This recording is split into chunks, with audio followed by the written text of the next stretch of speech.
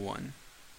Welcome everybody, my name is Mr. Llama and today I am bringing you a PvT. This is going to be between coLTrimaster, the blue Terran, spawning up in the top left-ish corner. I mean, it's kind of the top right, but if you tilt the map a little bit so it's straight up and down, it would be the top left corner. And spawning down in the bottom right, we do have QuanticNaniwa, who's going to be our red Protoss. So the map is going to be Shattered Temple, and it is MLG, as you can tell by the supply depot down here at the bottom of the ramp.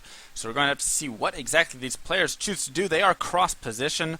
It's very possible we'll see some sort of fast expands when they do have this long distance and stuff like that. There's no close air, so no fast drops, no fast warp prism, robo, things like that. If you do wish to do that, of course, it would just be a lot longer travel distance for your warp prism. And yeah, so we'll have to see what exactly the players do. We do see coLTrimaster now going to go ahead and go for the wall off. So once again, that is just kind of a personal thing. Do you want a wall off? Do you not? It really just depends on the player. It depends if you want to hide your tech or if you really don't care. So a lot of times you'll see players, if they want to go for some sort of early expand, and no, he's actually not going to wall off. So possibly just having these here for a supply depot wall off a little bit later to avoid any sort of DT walk-in, something like that. You never quite know what could happen. But yeah, so actually going to go ahead and drop the barracks down right here, and not going to be hiding his tech, so as the probe will be able to scout into his base. He's not going to get any sort of supply block right there to prevent that from going in. And we do have a very standard opening from QuanticNaniwa, or Nani, I should say, Naniwa, who, congratulations. One is advanced in Codes, one is Codes group. I didn't exactly catch the whole scoop. I just saw everybody that was like, oh, he's the only foreigner in Codes, and he won his pool, his group, something like that. So I'm sorry, I'm not quite up to date on all of that. I should have looked out for it more, but I've been busy with my track at the moment and stuff like that. So I'm just going to be casting these games, not really worrying about as much of the Codes. So it looks like we do have a fast gas here coming down from Naniwa. So he's going to be going for that early second gas, getting around 18 supply right there, or about 3 minutes, you should say. Yeah, so a little bit past that 3-minute mark. It's possible we'll see some sort of fast tech, possibly see a fast Stargate, something like that, maybe going for some DTs. Never quite know. And we do have the gasless expand coming out from Trimaster. And what did our Protoss scout? He came in and he scouted, hey, I see 2 geysers. And they do not have any gas being built on them yet, just now getting them down now. So he said, I see 2 geysers with no gas. This to me says it is either going to be a Marine all-in, Marine SCV all-in, which it is not, or it's going to be an expand right here, and he's probably most likely preparing for that expand. But you know what, he's going to keep this probe at the center watchtower to watch, just in case Marines and SCVs do start to push out across the map.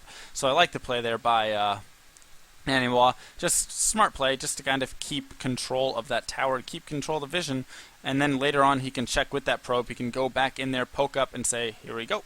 Is there anything that I need to scout? So now he's going to go ahead and scout around with this probe.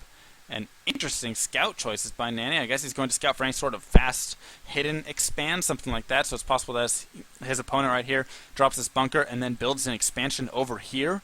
And then so he prepares to defend for some sort of 1-1-1 all-in, when in actuality his opponent could be having an expand going down. So I like that, and in the meantime poking up with the Stalker as well, going to see the bunker. So when you push up there and you do see a bunker like that, you have to know that, hey, something a little bit tricky is going on. There's possibly a 2-Rex right there, some sort of 1-1-1 getting the factory. You never quite know. So was he able to see the additional barracks? No, he was not, so he just saw the 1 barracks that he initially saw. And it looks like there's going to be now Marauders and Marines coming out. Will this bunker get salvaged or not? No, he's just going to push down and try and pick off the Stalker. Are concussive shells done? No, he has not even upgraded any of those yet. So just going to be pushing out possibly here with a small 2-Rex force. And QuanticNaniwa going to be throwing down the 2 additional gates at a great time right there. You want to get those down around that 33, 34 supply-ish right there, just because you want to have enough units to defend in case he does go for some sort of fast 2-Rex push out across the map. So there was the bunker scout right there, and a lot of times if you see some sort of 2-Rex reactor, tech lab, something like that, there won't be a bunker. They'll just have the supply depots and the units around it to kill it, to kill any sort of scouting probe, scouting stalker pushing up like that. But no, he threw down the bunker with it, and as you can see, he's going to go ahead and add on additional tech structures right here, I should say. So getting down to that starport, going to go into the fast medevacs and possibly going for a fast 3 racks drop play. In the meantime, QuanticNaniwa does have his expansion down. He's throwing down a Forge and a Twilight Council here as well. So we'll have to see if he chooses to go for some sort of blink stalker play, or if he's going to go ahead and get charge out of that, or possibly just using it for upgrades. Though if he was just using that for the getting the +2 upgrades, that would be a little bit early, as his Forge is not even done yet. But getting down that fast Forge, of course, will allow him to get out a fast +1, and we'll have to see if he utilizes that for some sort of +1 push to go out with. He does have a lot of sentries right now, building up nice force field energy, so that will be huge for later on when he does push out. If he wants to force field off his opponent's bunkers right there and keep him from repairing, that is just such great play. And if he gets down a robo bay, or robo facility I should say, he could possibly get out Immortals, but no, it does not look like he's doing that. Just going to get charge instead on those zealots. So charge plus force fields is a very great combination. And TriMaster in the meantime just going to continue walling off. He finally did take his expansion with that command center. He got it very early, but did not really have any good scouting on his opponent. Was that a scan that he dropped to see that? I believe it was, as I don't think he had sent any units out. So, no, I think he dropped a scan, yeah. So he drops a scan there, and is able to see his opponent's expansion, possibly see his army composition if the sentries were in range. I'm not quite sure they were, but really does not have too much information, so he's going to go ahead and push out now with some units and this medevac right here. Not a very large force, but of course they do have the stem research, so going to go ahead and go out with that, try and do some damage, whatever he can. Possibly get down, kill off some probes, something like that. And here we see QuanticNaniwa. I just casted Bones in the last game, so I was still thinking Protoss, Bones, okay. QuanticNaniwa actually throwing down a Templar Archives here, so that's what the Twilight Council was down quickly for, trying to get out some fast Templar right there.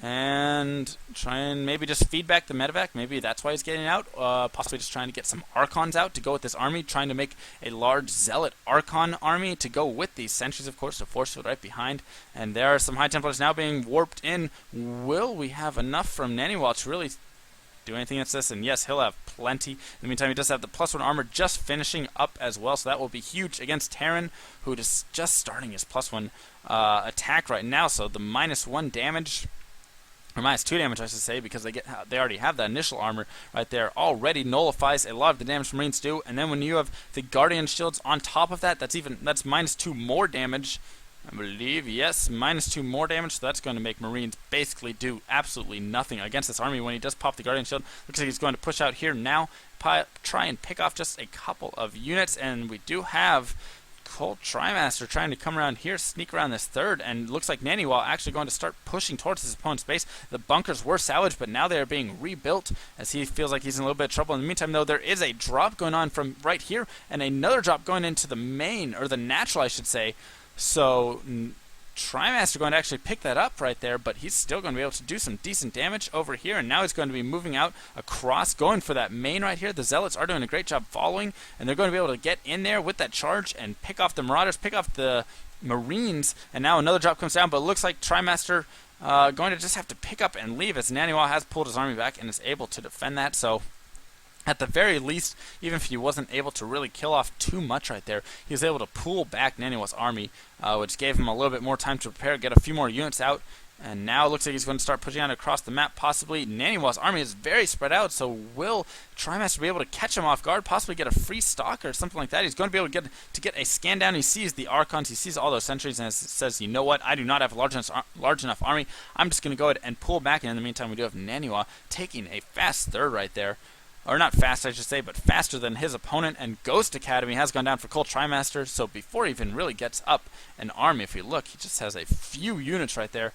8 Marauders, 12 Marines, and 6 medevacs. And it looks like there's going to be a nice engagement right here. Huge force fields do go down, and it looks like TriMaster unable to really pick that up. So Naniwa should be able to just simply push in here. He has such an army lead over his opponent right now. Going to be able to continue to pick off all of these bunkers, pick off all these units. A lot of medevacs in the air, but there are just no units below it. And coLTrimaster forced to GG out of the game.